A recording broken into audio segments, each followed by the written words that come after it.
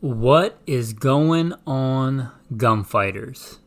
Welcome to Gunfighter Life, where we talk about guns, gunfighting, tactics, the right way, with God at the center, Judeo-Christian values, and real-world first-hand experience.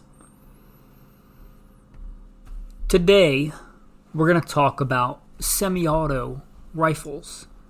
You might say big deal. A lot of people talk about AR-15s and SCARs, and we talk about those here a fair deal as well. But I'm talking about a different kind. I'm talking about not so tactical semi-automatic rifles. Semi-automatic rifles that aren't AR-15s and SCARs and Mini 14s and M14s, M1As, not those kind of mostly tactical weapons. More of the crossover kind of semi-auto. Good truck guns, good hunting guns, ones that would be okay for home defense in some cases. That's what we're going to talk about today. The other semi-auto rifles. Now, I don't know what the very first semi-automatic rifle is, and there's probably debate on that. But the first one that I could think of that comes to mind was the Remington Model 8. It's a really cool rifle if you don't know. People think of semi-automatic rifles as a new thing, but this is one that goes back a long way. From Wikipedia, to give credit where credit is due, designed by John Browning. Also came out in 1911, so it shares some similarity with the 1911 handgun, both in the year it came out. And actually, they changed the name in 1911. It actually came out in 1905. 1905. Right? Almost 120 years old. Pretty cool gun. And it came in some pretty potent cartridges. One of my favorites being the 35 Remington. That's kind of the one that intrigues me the most. I like the 35 Remington. But it also came in 25 Remington, 30 Remington, 32 Remington, 35 Remington, and 300 Savage. 300 Savage, if you don't know, was kind of the 308 before the 308. But really cool.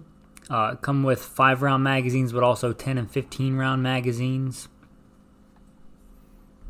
And they've got kind of a unique looking aesthetic. I don't know what you'd call it, like steampunk or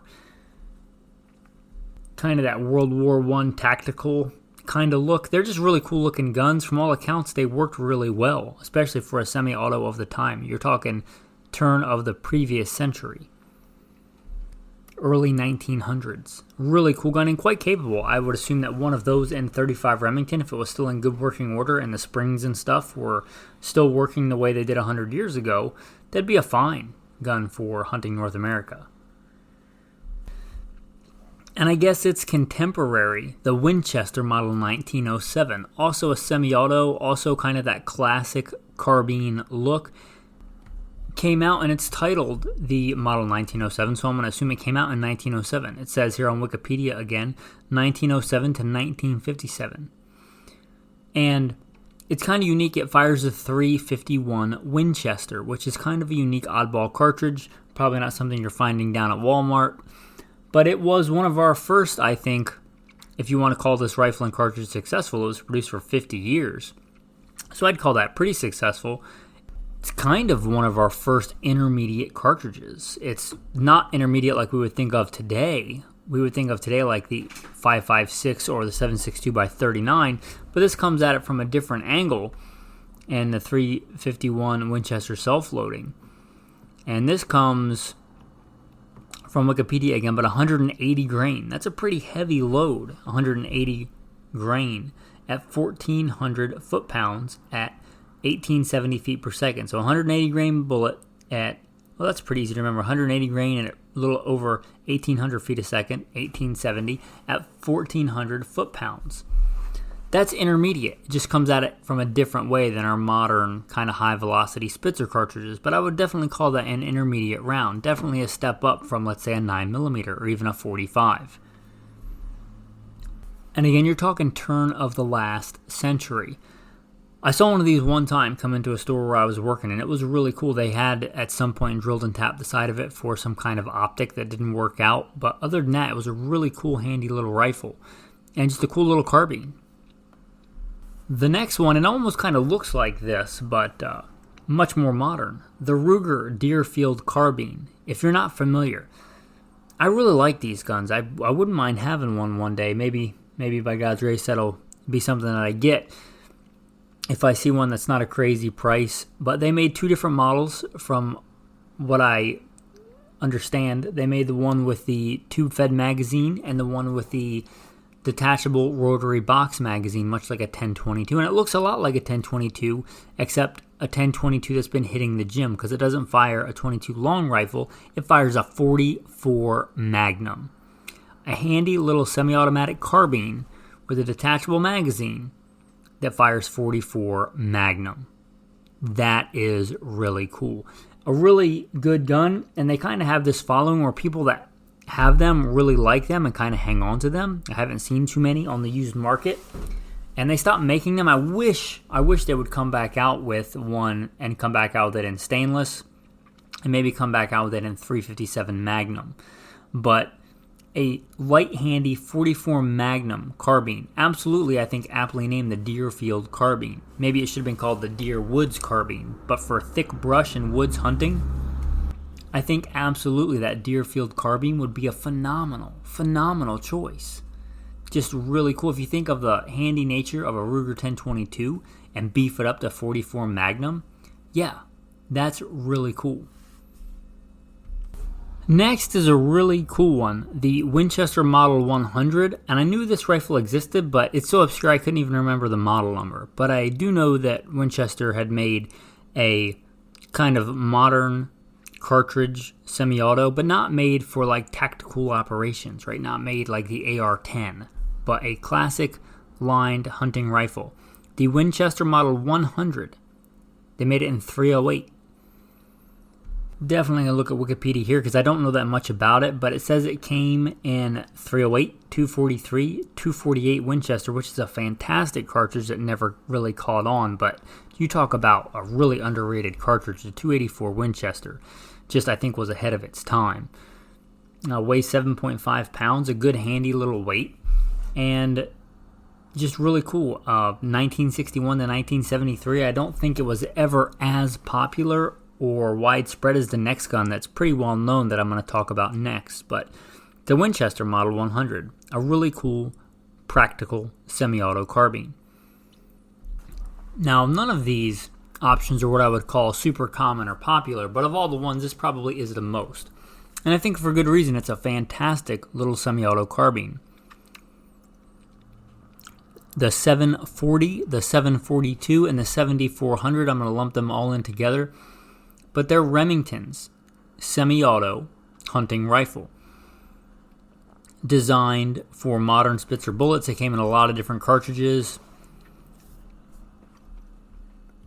Just the 740 that I'm looking at right here per Wikipedia, 6mm Remington, 243, 270, 7mm Remington Express, 280 Remington, 30-06, 308 Winchester, 35 Whelen. I do believe the 7mm Remington Express and the 280 are the same thing, just rebranded.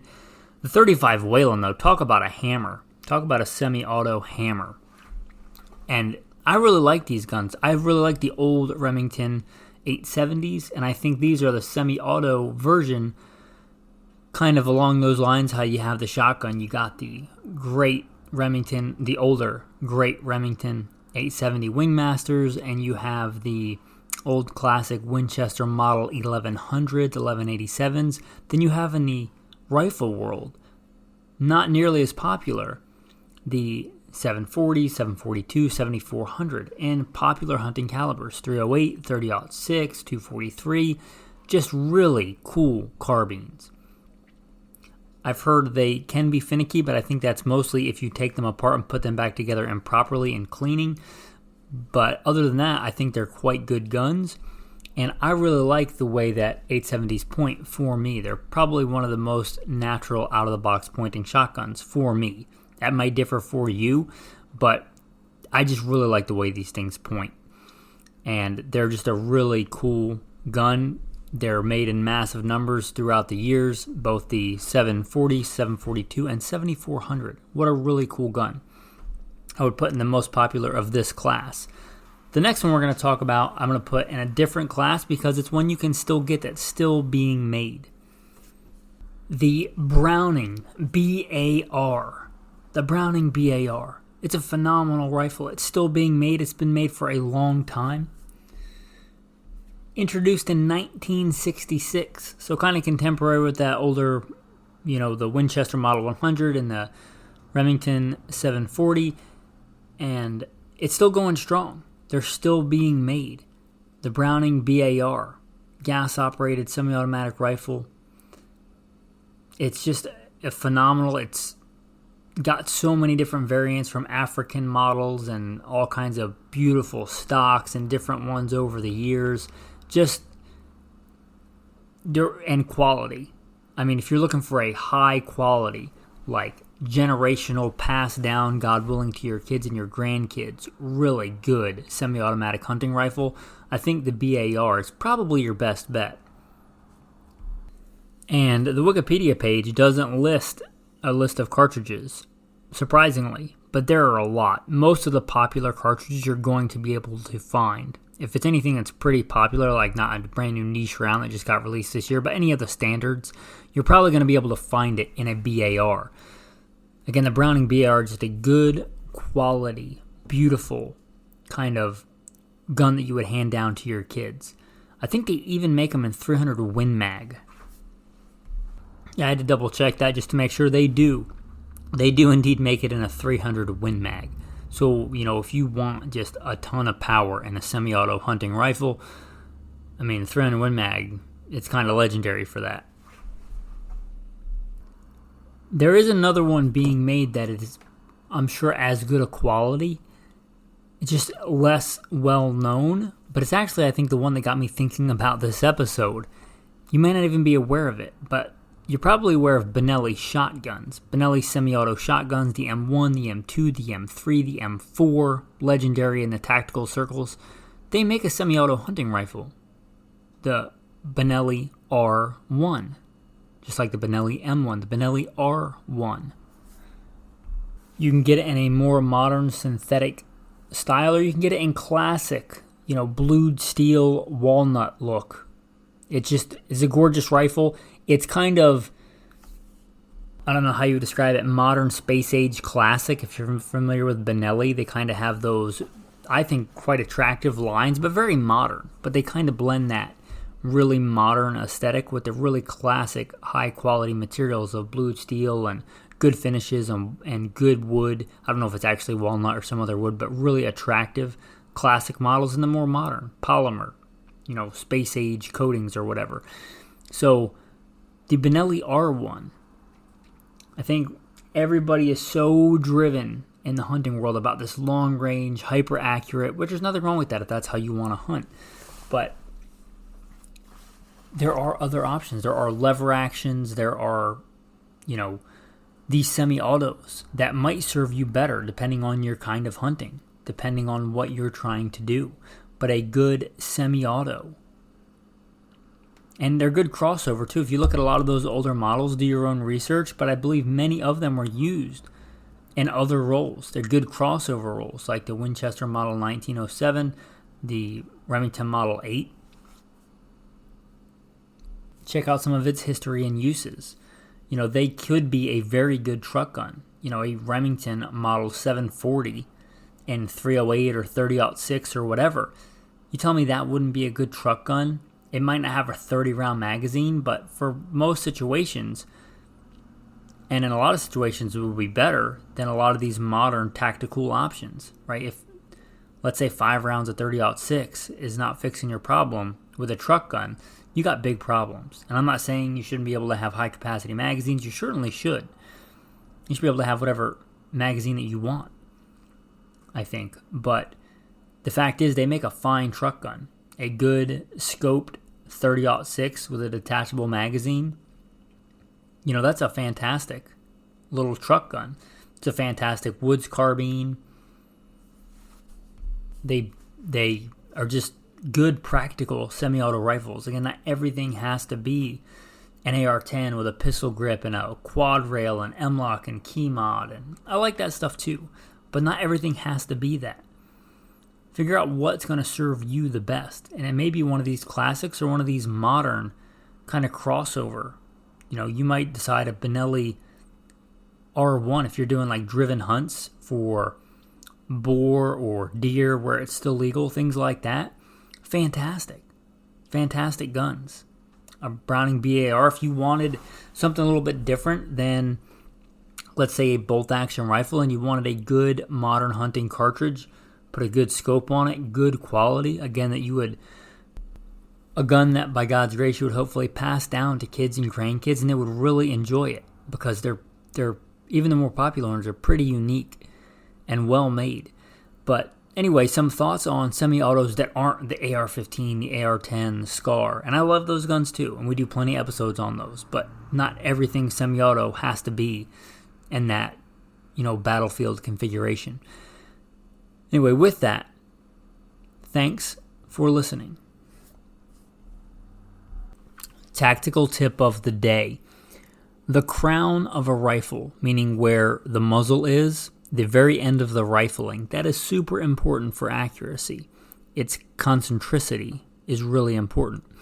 There was a habit in days of yore, I was even taught it as a kid, my father taught it to me, probably learned it from generations past, but that you put your gun muzzle down on the floor of the truck. And a lot of times the floor of the truck was dirty, you didn't have it in a case, and a lot of these old beautiful guns will look like they're in decent condition, but the muzzle end will look like a rabid pit bull was chewing on it for a while. So one of the things I would look for, if you're looking for one of these older classic guns, to make sure they weren't carried like that in the truck with the muzzle down. You might still get it if you get it at a good deal and just decide you want to recrown it. Recrowning a gun yourself is not that hard if you're a competent gunsmith and good at tooling and dies and things like that. It's not super complicated, but a lot of those old guns, sadly, were like that. When I was looking for an older Winchester Model 70 that I'm blessed to have, that was basically the only question about the condition. I said, how's the bore? How does it look? I would rather have it have a ton of rust on the outside and a beautiful, clean, pristine bore with a good crown than a beautiful outside with one pit in the barrel. I'm a function guy over beauty and aesthetics guy. I enjoy the beauty of a good-looking gun too, but if it doesn't shoot, I'm a shooter first. I'm not a gun collector. Anyway, with that, that's your tactical tip of the day, your tactical verse of the day. The heavens are yours. The earth also is yours. The world and all its fullness. You have founded them. The north and the south. You have created them. Remember, if you're out hunting, fishing, just out in God's beautiful creation, remember the Creator.